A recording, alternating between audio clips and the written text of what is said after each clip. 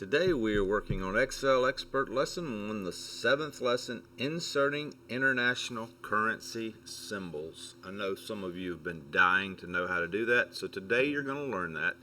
So the document you should have open up is Consolidated Income Currency Symbols, which you see up here at the top. That's what we have. So we're going to select A15, and we're going to type British Pound. British Pound with a blank space at the end, but do not press enter yet. On the Insert tab in the Symbols group, so click Insert, and in the Symbols group over here we're going to click Symbol.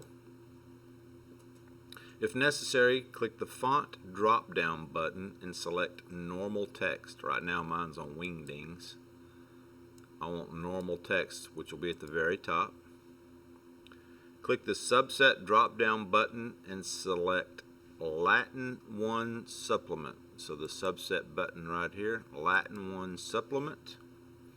If necessary, scroll up or down to find that, I guess that's a pound symbol.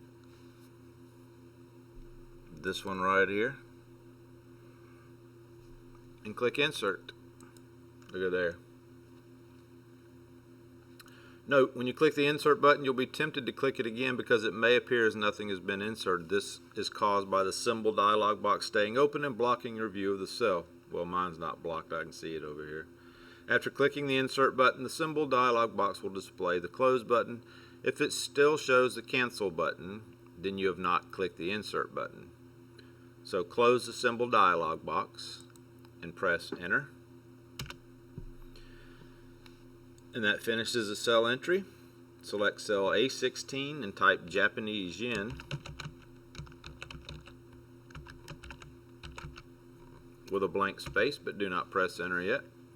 Repeat steps 2 through 6 to insert the Japanese yen symbol. So we'll click Insert Symbol, and the one we are looking for is this little thing right here. Looks like a Y with 2 little lines at the bottom of it.